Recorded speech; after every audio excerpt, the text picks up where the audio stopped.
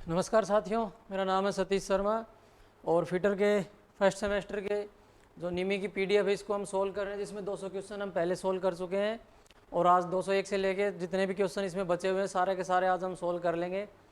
तो जो भी मेरे साथी यहाँ पे जूनियर इंस्ट्रक्टर की तैयारी कर रहे हैं या रेलवे की तैयारी कर रहे हैं या आईटीआई कर रहे हैं कहीं पे, उन सब के लिए ये वीडियो है काफ़ी महत्वपूर्ण होने वाला है। फिटर से संबंधित जो भी साथी किसी भी चीज़ की तैयारी कर रहा है उन सब के लिए ये वीडियो काफ़ी महत्वपूर्ण है। तो एक तो जो भी मेरे साथी यहाँ पे चैनल पे नए आए हैं वो पहले जा करके देख लें कि इसके रिगार्डिंग काफ़ी सारे वीडियो मैंने पहले बना रखे हैं, कुछ वीडियो फिटर से संबंधित और भी बना रखे हैं। तो चैनल पे जाके फिटर नाम से एक प्लेलिस्ट है, वहाँ पे जाके आप देख सकते हैं। तो ज़्यादा समय ना लेते हुए हम वीडियो को स्टार्ट करते हैं। तो एक तो जाने से आप साथ साथ में आपको जो क्वेश्चन जो आंसर सही लगे आप अपना टिक करके रखना, और जाने से पहले आप कमेंट सेक्शन में कमेंट करके ज़रूर बताना कि ये जितने क्वेश्चन अभी हम करेंगे शायद 61 के आसपास होंगे इसमें, तो 61 में से आपके क्वेश्चन कितने सही हुए वो आप कमेंट सेक्शन में कमेंट करके ज़रूर बता के जाना। और भाई वीडियो अगर अच्छा लगे तो लाइक ज़रूर करके जाना। तो देखिए पहला क्वेश्चन है 201 का, सीट मेटल वर्क में सहायक उपकरण का नाम क्या है। ये सहायक उपकरण आपको नीचे दे रखा है यहाँ पे। देखिए ऑप्शन ए है फनल स्टैक, दूसरा ऑप्शन है हैचेट स्टैक, तीसरा ऑप्शन है हाफ मून स्टैक और चौथा ऑप्शन है राउंड बॉटम स्टैक। तो ये हाफ मून स्टैक है, मैंने पिछले वीडियो में इसका डायग्राम बना के दिखाया भी था आप लोगों को। तो हमारा जो करेक्ट आंसर है ऑप्शन सी के साथ में चला जाएगा। सारे स्टैक आपको पढ़ लेने हैं, मैं फिर बता देता हूँ। इस बार सीबीटी एग्ज़ाम करवाने की संभावना है बोर्ड के द्वारा, तो आपके जो डायग्राम वाले क्वेश्चन है देखने को मिल सकते हैं। क्वेश्चन नंबर 202 देखते हैं, रिवेट को अंतिम आकार देने के लिए किस रिवेटिंग टूल का उपयोग किया जाता है, ये आपको बताना है। तो चार ऑप्शन आपके सामने दिए गए हैं, ड्रिफ्ट है, डोली है, रिवेट सेट और रिवेट स्नैप है। पिछली बार भी बताया था कि रिवेट का दूसरी तरफ का हेड तैयार किसके द्वारा किया जाता है, वहाँ भी यही आंसर था, तो वही अंतिम आकार होता है। तो यहाँ पे जो करेक्ट आंसर है वो ऑप्शन डी के साथ में चला जाएगा, रिवेट स्नैप के द्वारा ही अंतिम आकार यहाँ पे दिया जाता है। अगला क्वेश्चन देखते हैं, क्वेश्चन नंबर 203, इस रिवेटिंग दोष का नाम बताइए। तो आपके सामने रिवेटिंग दोष है, यहाँ पे देखिए इसके जो किनारे हैं ये बाहर तक निकले हुए हैं, अलाउंस यहाँ पे बढ़ रखा है। तो ऑप्शन ए है टू लिटिल अलाउंस ऑन सैंक, मतलब सैंक पर बहुत कम अलाउंस है, सैंक पर बहुत अधिक अलाउंस है। तीसरा ऑप्शन है रिवेट का सिर सैंक के साथ साथ केंद्रित नहीं है, और चौथा ऑप्शन है आपका रिवेट के सिर सैंक के साथ लंबवत में नहीं है। तो यहाँ पे जो करेक्ट आंसर है वो आपका ऑप्शन बी हो जाएगा, क्योंकि अलाउंस है यहाँ पे वो ज़्यादा कर रखा है, देखिए आपके सामने ही है। तो B is the correct answer. देखते हैं अगला क्वेश्चन,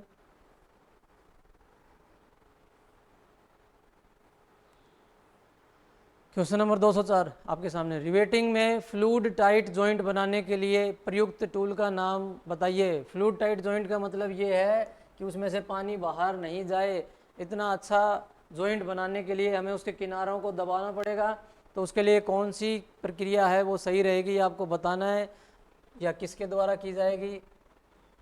ऑप्शन ए है ड्रिफ्ट, ऑप्शन बी है रिवेट स्नैप, ऑप्शन सी है फुल रिंग टूल और ऑप्शन डी है कॉकिंग टूल। तो देखिए किनारों को दबाने के लिए दो टूल होते हैं, एक फुल रिंग टूल और एक कॉकिंग टूल। अगर आपको किनारे का कुछ हिस्सा दबाते हुए दिखाई दे तो आपको आंसर कर देना है कॉकिंग टूल, और अगर आपको किनारा का पूरा हिस्सा पूरा सीट को दबाते हुए दिखाई दे कोई टूल तो आपको आंसर करना है फुल रिंग टूल। तो इस क्वेश्चन में हमारा जो आंसर है ऑप्शन सी के साथ में चला जाएगा, full ring tool is the correct answer. अगला क्वेश्चन है 205 का, मोटी शीट को काटने के लिए प्रयुक्त उपकरण का नाम बताइए। तो ऑप्शन दिए गए हैं band snip, lever shear, straight snip और सर्कल कटिंग मशीन, ये आपको दिया गया है। चार ऑप्शन है, तो बताइए कि मोटी शीट को इनमें से कौन सी उपकरण है वो काटता है। तो यहाँ पे ऑप्शन बी है वो करेक्ट आंसर है, सीयर के द्वारा, सीयर मशीन जो होती है लीवर सीयर, उसके द्वारा हम मोटी मशीन को काट सकते हैं। अगला क्वेश्चन है 206 का, तीखे मोड़ बनाने के लिए किस स्टैक का उपयोग किया जाता है, ये आपको बताना है। ऑप्शन ए दिया गया है आपके सामने फनल स्टैक, ऑप्शन बी दिया गया है हैचेट स्टैक, ऑप्शन सी दिया गया है half moon stack, option D दिया गया है बीक और बीक आयरन स्टैक। तो फनल बनाने के लिए तीखे मोड़ बनाने के लिए आपको कौन सा स्टैक है ये काम में लिया जाएगा। अगर आपने सारे स्टैक पढ़ रखे हैं तो ईजिली आप बता पाएंगे। फिर मैं बता रहा हूँ आपको रट्टा नहीं मारना है, ये पीडीएफ सोल्व कराने का मेरा मतलब ही यही है कि आपको प्रत्येक चीज़ समझ में आनी चाहिए। सिर्फ आप ये PDF का रट्टा मार सकते हैं। अगर आपको सेम इसी क्वेश्चन में से दूसरी तरीके से क्वेश्चन पूछ लिया गया तब आप आंसर कैसे कर पाएंगे। तो रट्टा न मारें, प्रत्येक क्वेश्चन को समझें, उसके और कितने आंसर हो सकते हैं और किस तरह से क्वेश्चन हो सकता है उन चीज़ों को समझें यहाँ पे। तो यहाँ पे देखिए सबसे यहाँ पूछा गया कि तीखे शार्प बैंड बनाने के लिए, तो यहाँ पे हमारा जो करेक्ट आंसर है वो हैचेट स्टैक हो जाएगा, क्योंकि उसके ऊपर की तरफ इस तरीके से होल्स हैं वो बनाए रहते हैं, ये इस तरह के होती है नीचे की साइड से जो हैचेट स्टैक है वो। अगला क्वेश्चन है हमारा क्वेश्चन नंबर 207। फिर से वही है, इस स्टेक का नाम क्या है ये देख लीजिए। स्टेक क्या है, ऑप्शन देखते हैं नीचे। हॉर्स स्टेक है, बिग आयरन स्टेक है, फनल स्टेक है या क्रिशिंग स्टेक है। तो आप इजीली इसको बता सकते हैं कि ये फनल बनाने के लिए काम में आएगा। तो जो फनल स्टेक ऑप्शन सी है वो करेक्ट आंसर है। अगला क्वेश्चन है हमारा, टिन की चादरों की सोल्डरिंग के लिए किस फ्लक्स का उपयोग किया जाता है ये आपको बताना है। तो आपके सामने दिए गए हैं, ए ऑप्शन है रेजिन, बी ऑप्शन है पेस्ट, सी ऑप्शन है जिंक क्लोराइड और डी ऑप्शन है अमोनियम क्लोराइड। ये 4 ऑप्शन है। आप अपना आंसर बताइए कि यहाँ पे क्या होने वाला है। पानी कहाँ गया, बताइए भाई, मैं पानी पी लेता हूँ, गर्मी ज़्यादा हो रही है।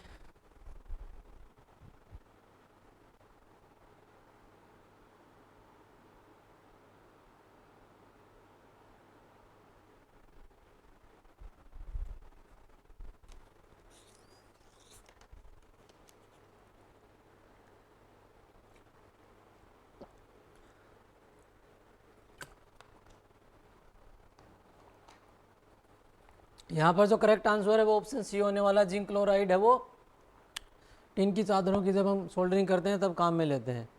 अगला क्वेश्चन देखते हैं, रूफिंग और पैनलिंग के लिए शीट धातु के जोड़ में किस सीम का उपयोग किया जाता है ये आपको बताना है।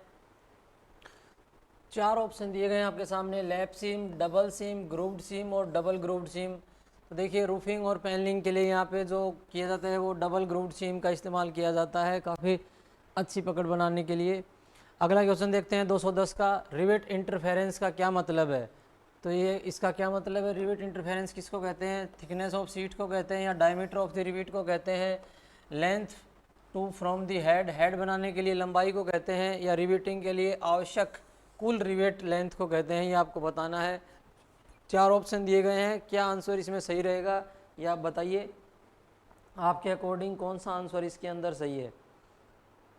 प्रत्येक आंसर आपको नोट करके रखना है अपना। ये देखिए करेक्ट आंसर है यहाँ पे ऑप्शन सी रहेगा, हेड बनाने के लिए जो लंबाई है उसी को हम रिवेट इंटरफेरेंस है वो कहते हैं। अगला क्वेश्चन है, एक्स के रूप में चिन्हित छेद का उद्देश्य क्या है। देखिए छेद बनाया गया है यहाँ पे, तो इसका उद्देश्य क्या है। ऑप्शन 1 है क्रैक को बंद करना, मतलब अरेस्ट दी क्रैक रोकने के लिए, ये बंद करने की। हिंदी में क्या, हिंदी अनुवाद में काफ़ी चीज़ें गलत है।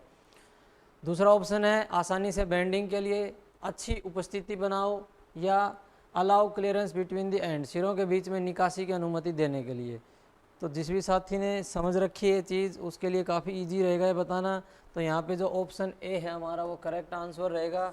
जो क्रैक हैं वो मोड़ने पर नहीं आएंगे इसमें, अगर हम ये छेद यहाँ पे बना देते हैं तो। अगला क्वेश्चन देखते हैं, क्वेश्चन नंबर 212, दोषपूर्ण रिवेटिंग के क्या कारण हैं।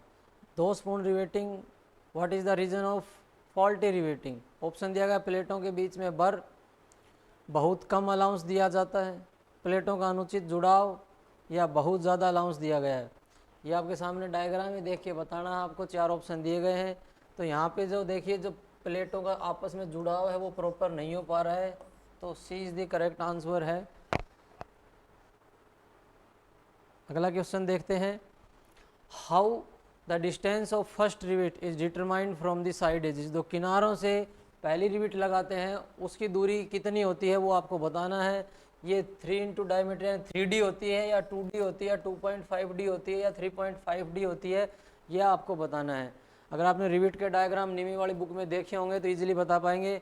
यहाँ पे जो करेक्ट आंसर है वो ऑप्शन बी रहेगा, 2D is length from the corners, sorry edges.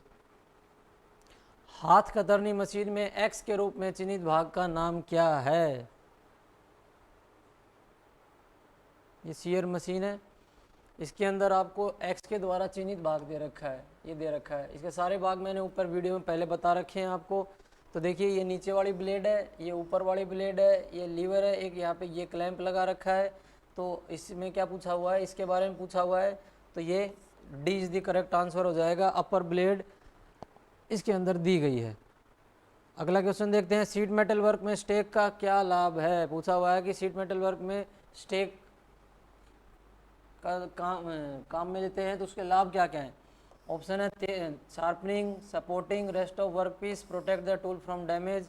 तो देखिए स्टेक सारे के सारे हमें सपोर्ट करने के लिए काम में आते हैं, उनके ऊपर रख के हम सीट को मोड़ा तोड़ी कर सकते हैं। अगला क्वेश्चन है 216 का, रिवेटिंग में एक्स के रूप में चिन्हित उपकरण क्या है। तो ए ऑप्शन है डोली, बी ऑप्शन है रिवेट सेट, सी ऑप्शन है फुल रिंग टूल और डी ऑप्शन है कोकिंग टूल। देखिए मैंने आपको पहले ही बताया था कि आपको डायग्राम में देखना है, अगर वो सीट का कुछ किनारा दबा रही है तो मैंने कौन सा बताया था आपको आंसर कर देना है कोकिंग टूल। अगर यहीं पे आपको ये दिखाई देता कि ये इस तरीके से पूरी सीट को दबा रहा होता तो यहाँ पे आंसर हो जाता फुल रिंग टूल। ठीक है, अब ये छोटा किनारा दबा रहा है तो हमारा आंसर है वो कोकिंग टूल हो जाएगा। अगला क्वेश्चन है, इस रिवेटिंग में क्या दोष है। फिर से कोई दोष पूछा हुआ भाई रिवेटिंग में। ये आपके सामने डायग्राम दिया गया है, देखिए ऊपर का हेड है वो काफ़ी छोटा है तो अलाउंस बहुत, देखिए पहला ऑप्शन है अलाउंस बहुत कम है, दूसरा ऑप्शन है प्लेटों के बीच में बर है, सी ऑप्शन है प्लेट में छेद है वो लाइन में नहीं है, डी ऑप्शन है रिवेट बॉडी लंबवत नहीं है। तो भाई छेद भी लाइन में ही है और बीच में कोई भर वगैरह भी नहीं है और रिवेट बॉडी भी लंबवत है। तो यहाँ पे जो करेक्ट आंसर है वो ए ऑप्शन हो जाएगा हमारा।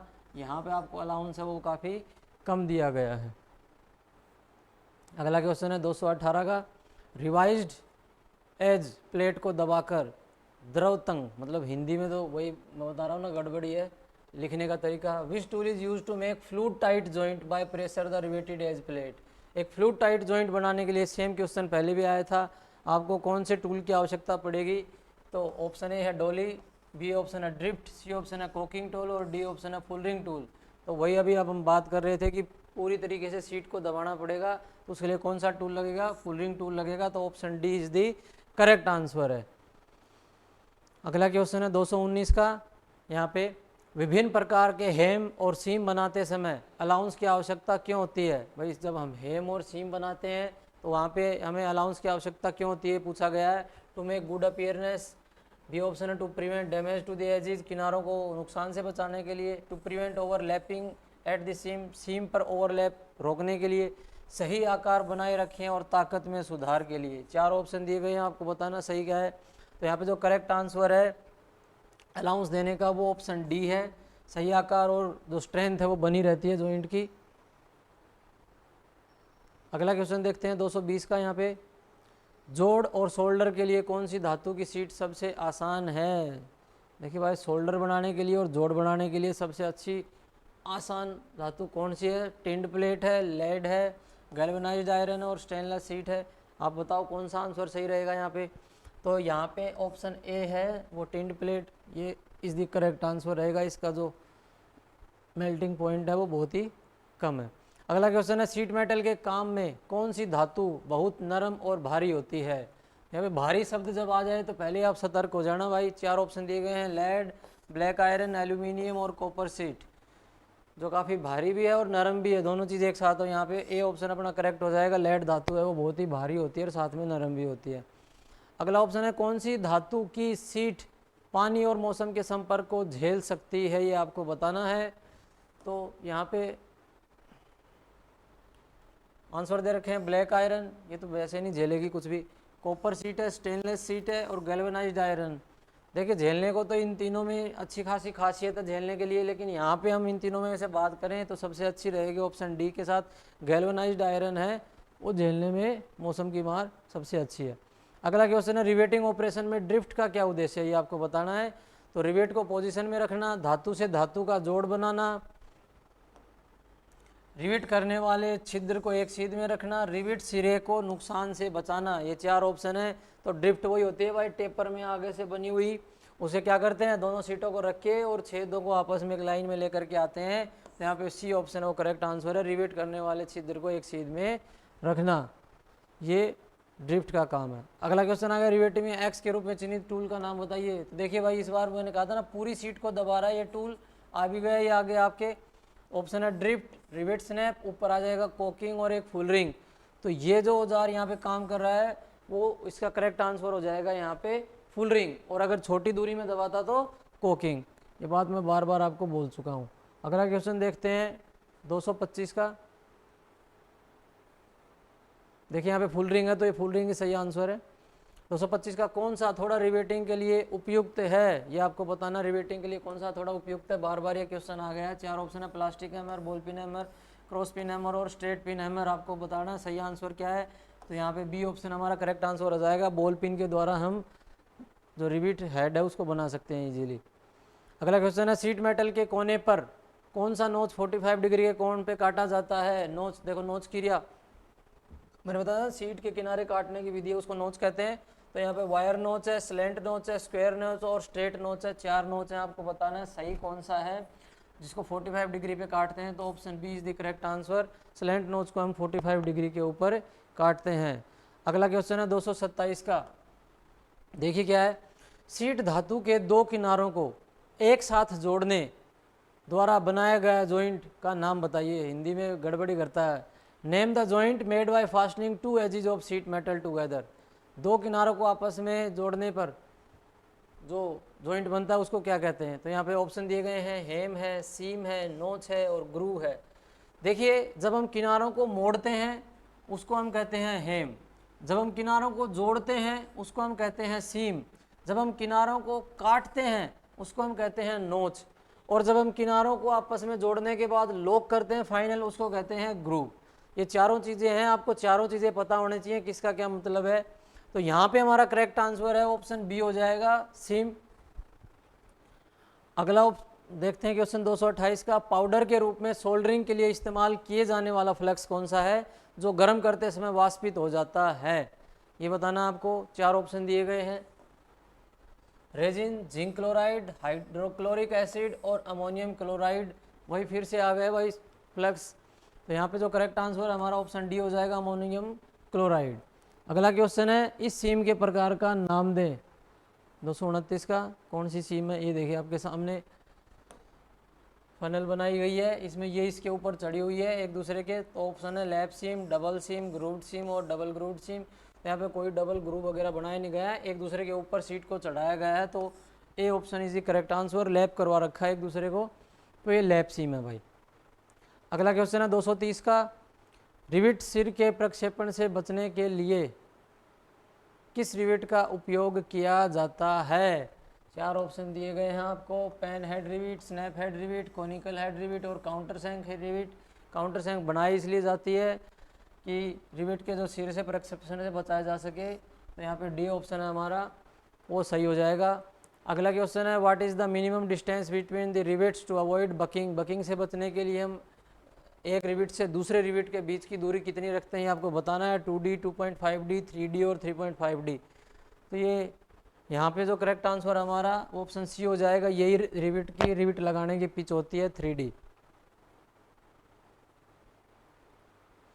तो देखिए 232 का क्वेश्चन अगला, स्टेनलेस स्टील के गैस वेल्डिंग में किस प्रकार के फिलर रोड का उपयोग किया जाता है, ये आपको बताना। जब स्टेनलेस स्टील की हम गैस वेल्डिंग करते हैं तो किस प्रकार का फिलर रोड है उसका उपयोग किया जाएगा।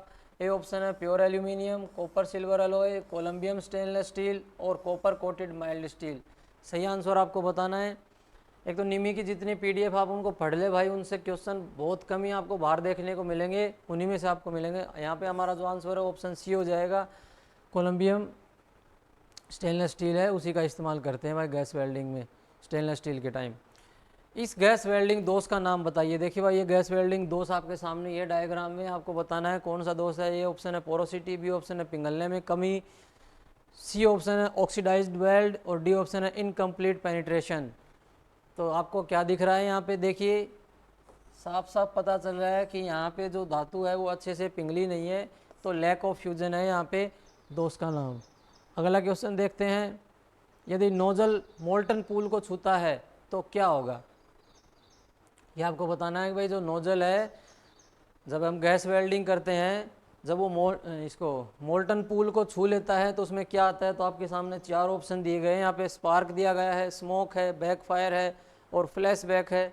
इनमें से क्या करेक्ट आंसर आएगा ये आपको बताना है। देखिए यहाँ पे करेक्ट आंसर है वो बैक फायर करेगा अगर वो पूल को टच करेगा तो, ठीक है, सी हमारा करेक्ट आंसर। अगला क्वेश्चन है आर्क वेल्डिंग में इस जोड़ का नाम बताएं। कहाँ है भाई जोड़, यानी ऊपर है। देखिए आपको किनारों को बड़ा है ध्यान से देखना ये कहाँ पे रखा गया है। ए ऑप्शन है फ्लैश कॉर्नर जॉइंट, दूसरा है single fillet lap joint, half open corner joint और फुल ओपन कॉर्नर जॉइंट। तो देखिए आधे के अंदर ही टिका हुआ है ये, तो ये जो सी ऑप्शन है हाफ ओपन कॉर्नर जॉइंट, ये है तो कॉर्नर जॉइंट ही, तो हाफ ओपन कॉर्नर जॉइंट है ये, सी ऑप्शन हमारा करेक्ट आंसर हो जाएगा। अगला क्वेश्चन है एसी वेल्डिंग ट्रांसफार्मर का क्या कार्य है। तो AC what is the function of AC welding transformer, बहुत बढ़िया क्वेश्चन है भाई। यहाँ पे दिया गया है यह निम्न वोल्टेज उच्च धारा एम्पियर में परिवर्तित होता है। It converts to low voltage और हाई करंट। दूसरा है हाई वोल्टेज और लो करंट। तीसरी ऑप्शन है लो वोल्टेज लो करंट। चौथा ऑप्शन है हाई वोल्टेज और हाई करंट। वेल्डिंग मेरे साथी जितने भी करते हैं पढ़ी होगी वो इजीली बता पाएंगे कि वेल्डिंग में हमेशा लो वोल्टेज और हाई करंट होता है और वही ये करता है। तो हमारा ए ऑप्शन है वो करेक्ट हो जाएगा कि लो वोल्टेज और हाई करंट इससे निकलती हैं भाई। अगला क्वेश्चन है 237 का, एसी वेल्डिंग ट्रांसफार्मर का नुकसान क्या है, डिसएडवांटेज क्या भाई एसी वेल्डिंग ट्रांसफार्मर का। ए ऑप्शन है अधिक प्रारंभिक लागत है, आर्क ब्लो से मुक्ति नहीं है, अधिक रख रखाव लागत है। भाई लागत वागत तो कुछ नहीं है, काफ़ी सस्ता है बेचारा।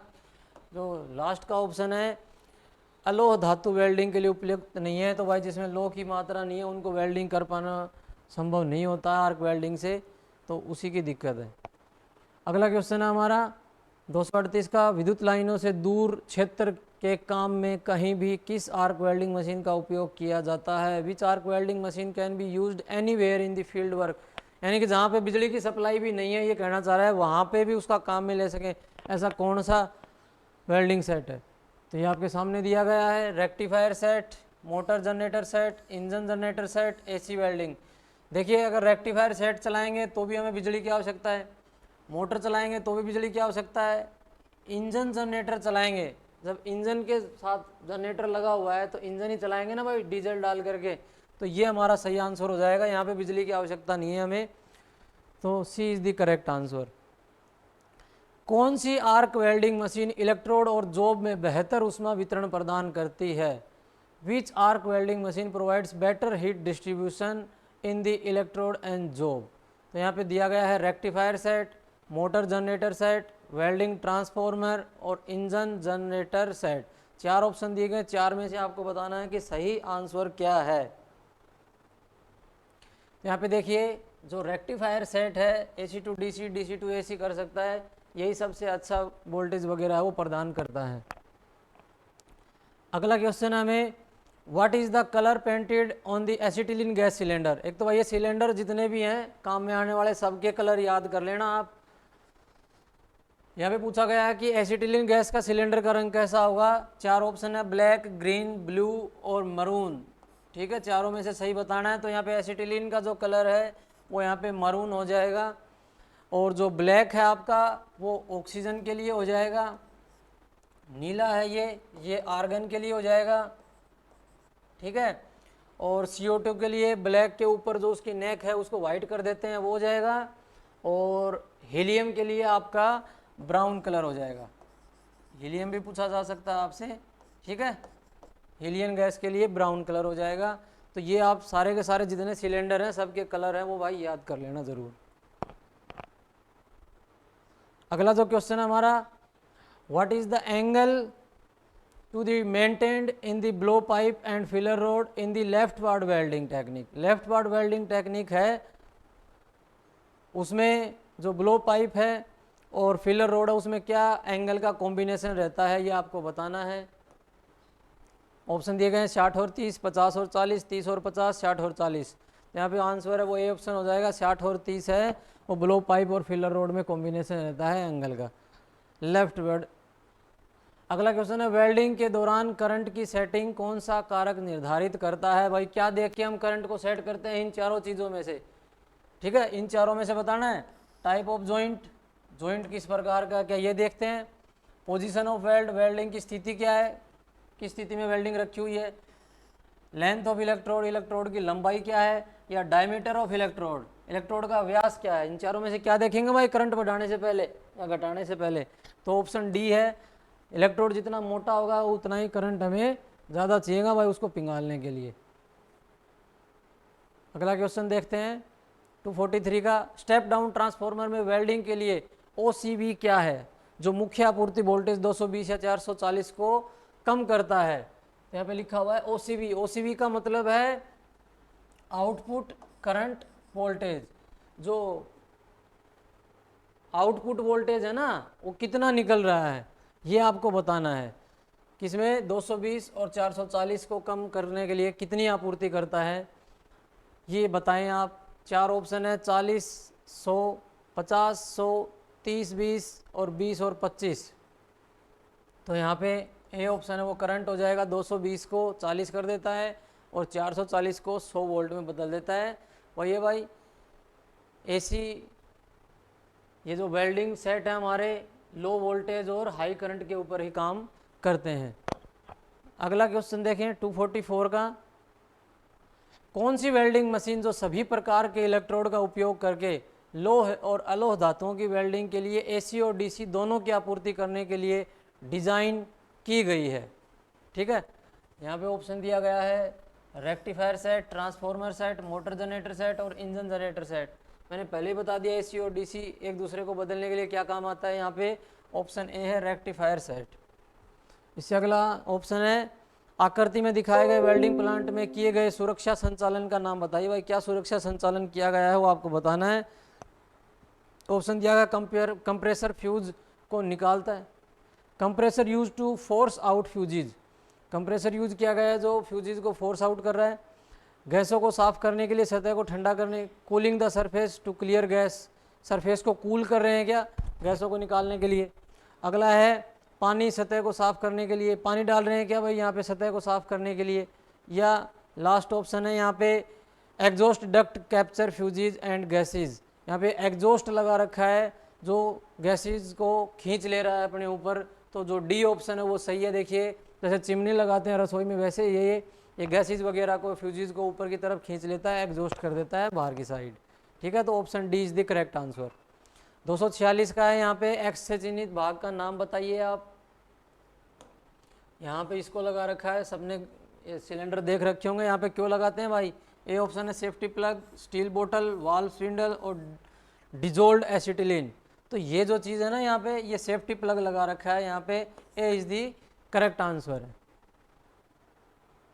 अगला क्वेश्चन देखते हैं वेल्ड दिशा में उत्पन्न होने वाली विकृति का नाम है। भाई वेल्डिंग की जो डायरेक्शन है अगर उसके अंदर कोई विकृति उत्पन्न होती है तो उसको हम क्या कहेंगे। Angular distortion, bending distortion, longitudinal distortion और ट्रांसवर्स डिस्टोर्शन।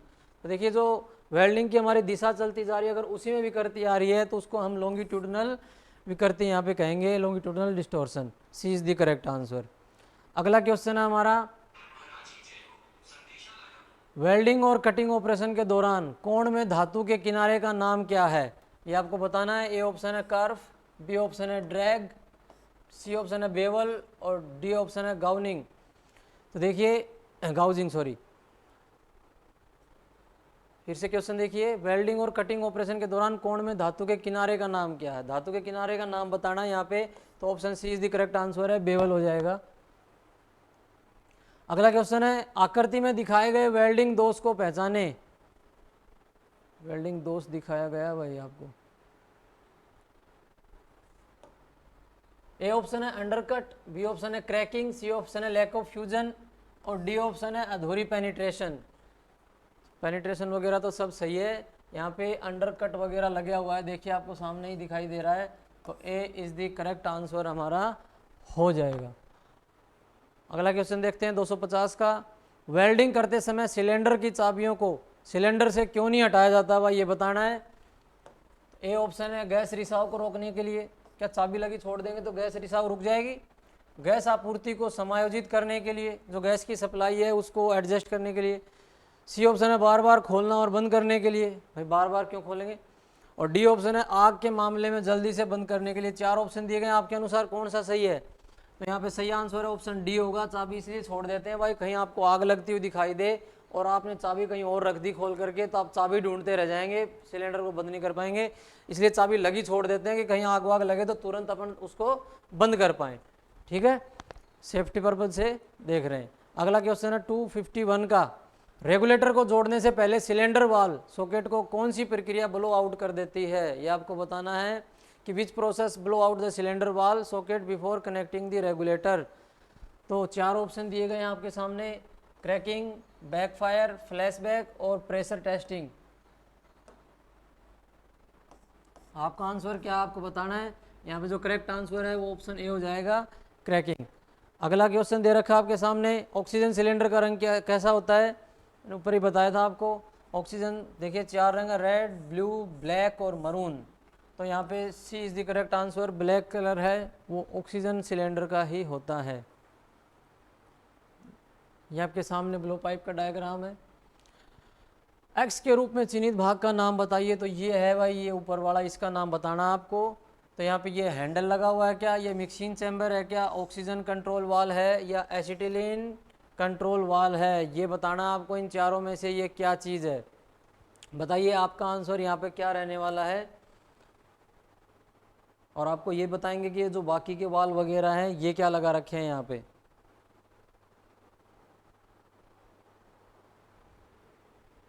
तो देखिए आपके सामने ये जो लगा हुआ है, ये यहाँ पे ऑक्सीजन नियंत्रण वाल लगा हुआ है। नीचे की साइड में जो आपके लगा हुआ है वो एसिटिलीन नियंत्रण वाल लगा हुआ है। ये जो चीज़ है ये आपकी मिक्सिंग चैम्बर है। दोनों गैसें यहाँ से आकर के इसके अंदर ही मिक्सिंग होती हैं। ये सामने इसकी नोजल लगी हुई है जहाँ से फिर फायर है वो निकलती है। ठीक है भाई। अगला जो क्वेश्चन है, यार मैं ही आगे खड़े होकर तो नहीं बता रहा हूँ, कहीं कुछ दिखाई ना दे रहा हो। What is the name of PPE? ये आपके सामने पीपी है, पर्सनल प्रोटेक्टिव इक्विपमेंट। इनमें इसका नाम क्या है आपको बताना है। ए ऑप्शन है पोर्टेबल स्क्रीन, बी ऑप्शन है चिपिंग गॉगल, सी ऑप्शन है हाथ वाली वेल्डिंग स्क्रीन और डी ऑप्शन है वेल्डिंग हेलमेट वाली स्क्रीन। तो देखिए इसमें हैंडल लगा हुआ है, तो ये देख करके आप बता सकते हैं कि ये वेल्डिंग हैंड स्क्रीन है। सी इज़ द करेक्ट आंसर। अगला क्वेश्चन है 255 का, आर्क वेल्डिंग प्रक्रिया में सेल्यूलोसिक इलेक्ट्रोड का क्या उद्देश्य है? ये आपको बताना है। ए ऑप्शन है जमा हुआ स्लैग को हटाना बहुत आसान होगा, बी ऑप्शन है हाई स्ट्रेंथ स्टील के लिए इस्तेमाल किया जाता है, सी ऑप्शन है इसका उपयोग लो कार्बन स्टील के लिए किया जाता है और डी ऑप्शन है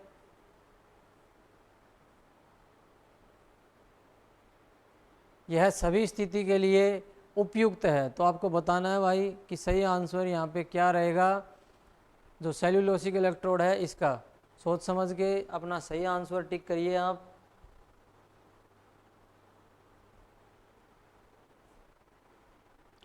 यहाँ पे जो करेक्ट आंसर रहेगा वो ए ऑप्शन है, very easy to remove the deposit slag. ठीक है, इस स्लैग को हटाना बड़ा ही आसान रहता है अगर हम इस इलेक्ट्रोड का इस्तेमाल करते हैं तो। अगला क्वेश्चन है देखिए आपके सामने, ये देखिए एक्स के रूप में चिन्हित भाग का नाम बताइए। सबसे पहले तो आपको ये पता होना चाहिए कि यहाँ पे क्या हो रहा है, क्या कौन सा ऑपरेशन हो रहा है। ये देख करके आपको मैंने कहा था कि आपको निमी की बुक बड़ी अच्छी तरीके से पढ़नी है, उसमें सारी चीज़ें ये। तो ये कोई गैस कटिंग हो रही है यहाँ पे, तो इसमें ये क्या चीज़ है ये आपको बतानी है। तो देखिए ऑप्शन ए है preheat control valve, B option है oxygen control valve, C option है हॉरिजॉन्टल एडजस्टमेंट और डी ऑप्शन है वर्टिकल एडजस्टमेंट। ये बताना है आपको कौन सी चीज़ है इसमें से ये यहाँ पे लगी हुई है। तो यहाँ पे जो करेक्ट आंसर हो जाएगा हमारा ऑप्शन डी है। ये जो आपको दिख रहा है ये वर्टिकल एडजस्टमेंट है, इस साइड ये जो दिख रहा है ये हॉरिजॉन्टल एडजस्टमेंट है। ये जो पाइप आई हुई है पहले वाली ये ऑक्सीजन की पाइप है, दूसरी जो लाइन है आपकी जो फ्यूल आपने यूज़ किया है ये उसकी है। ठीक है, ये यहाँ पे आपकी वो स्लाइड वगैरह बना रखी है जिसके आगे पीछे चला करके हम स्लाइड करके कटिंग है वो मेटल के ऊपर कर सकते हैं। तो यहाँ पे जो ये चीज़ है ये वर्टिकल एडजस्टमेंट है, D is the correct answer हो जाएगा। अगला क्वेश्चन है 257 का, ऑक्सीजन सिलेंडर की भंडारण क्षमता क्या है? सबको पता ही होगा ये बात। Option A is the correct answer, 7 metre cube. अगला क्वेश्चन देखते हैं 258 का, गैस कटिंग के दौरान शरीर को उड़ने वाली चिंगारी से बचाने के लिए उपयोग किए जाने वाली चीज़। तो ऑप्शन बताने की आवश्यकता नहीं है यहाँ पे, ऑप्शन बी है leather apron is the correct answer. अगला जो क्वेश्चन है देखते हैं, गैस वेल्डिंग में उपयोग के बाद लो को कैसे बुझाएं? जब गैस वेल्डिंग का इस्तेमाल कर लेते हैं तो सबसे पहले कैसे करके उसको बुझाते हैं? ए ऑप्शन है ऑक्सीजन को बंद करें और पानी में डुबो दें भाई।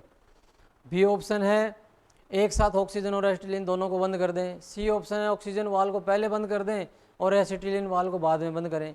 डी ऑप्शन है एसिटिलीन वाल को पहले बंद कर दें और ऑक्सीजन वाल को बाद में बंद करें। तो भाई पहले कहते हैं कि पहले असली बेरी को ही मार दो, तो असली यहाँ पे डेंजर कौन है? एसिटिलीन गैस है, तो सबसे पहले एसिटिलीन वाल को बंद कर दो और उसके बाद ऑक्सीजन वाल को बंद करें, तो D is the correct answer.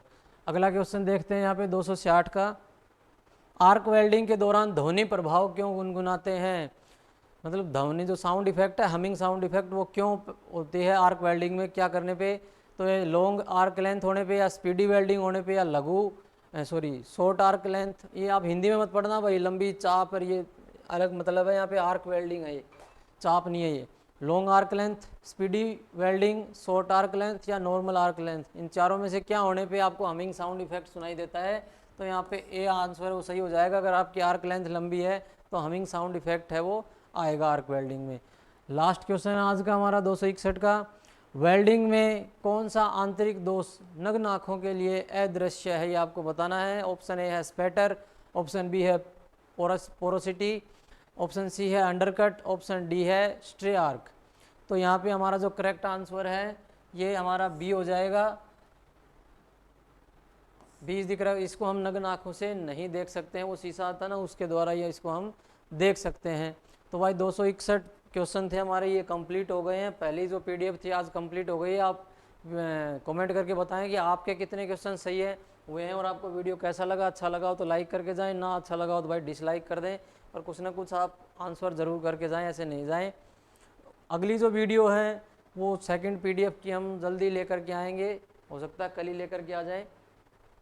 तो आप बने रहिए चैनल पे, और जिस भाई ने भी सब्सक्राइब ना किया वो कर दें। और आपके जितने भी स्टूडेंट वगैरह हों, आप अपने साथियों को तो करोगे नहीं शेयरिंग यहाँ पे, क्योंकि आपको लग रहा होगा कि उसकी तैयारी मेरे से ज़्यादा हो जाएगी तो सिलेक्शन उसका हो जाएगा, मेरा रह जाएगा। ऐसा नहीं है। तो कम से कम जो साथी ITI में पढ़ा रहे हैं वो अपने स्टूडेंट्स को ज़रूर ये वीडियो शेयर कर दें, तो हमें भी मोटिवेशन मिलता रहेगा। जय हिंद, जय भारत।